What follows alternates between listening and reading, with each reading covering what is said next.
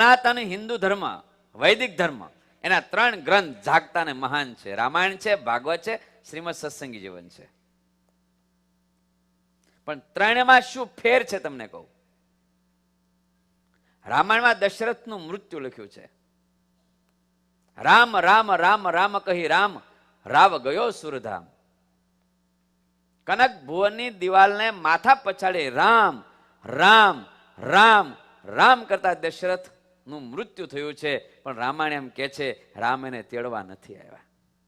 અરે એટલું જ નહીં, વન વિચરણ કરીને જયારે આવ્યા છે અને જાનકીજી જયારે પિંડદાન આપે છે ત્યારે દશરથ પોતે પિંડદાન ગ્રહણ કરવા માટે આવે છે એમ રામાયણ કે છે. તો પિંડદાન કોણ ગ્રહણ કરવા માટે આવે? કઈ યોનીને પામ્યા આવે?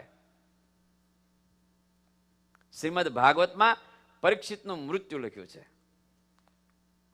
88,000 મહર્ષિઓની વચ્ચે ગંગાના કિનારે બેઠેલો મહારાજ એનું જયારે મૃત્યુ થયું છે ત્યારે ભાગવત જેમ કે છે કે પાર્ષદો આવ્યા છે.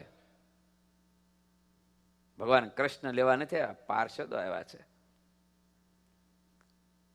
અને પછી એને લઈ ગયા છે. યાદ રાખો વાલા ભક્તો, શ્રીમદ સત્સંગી જીવન સાક્ષી પૂરે છે. મહારાજ પ્રતાપસિંહનું જયારે મૃત્યુ થશે ત્યારે ભગવાન સ્વામિનારાયણ સ્વયં તેડવા આવશે.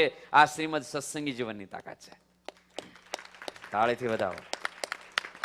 શું આપણને પ્રાપ્તિ થઈ છે? શું આપણને મળ્યું છે?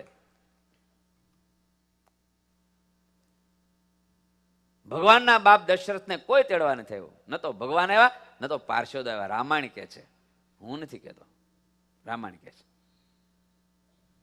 શ્રીમદ ભાગવતની અંદર પાર્ષદો આવ્યા, સ્વયં ભગવાન નથી આવ્યા. પણ કળિયુગમાં ભગવાન સ્વામિનારાયણ એટલી કરુણા કરી છે, અંત સમયે મારા જનને જરૂર મારે આવવું, બિરુદ મારું એના બદલે એમ સર્વે જનને જણાવવું, મારો આશ્રિત મૃત્યુને પામશે ત્યારે હું સ્વયં લેવા આવીશ. આ સત્સંગી જીવનનું ફળ છે.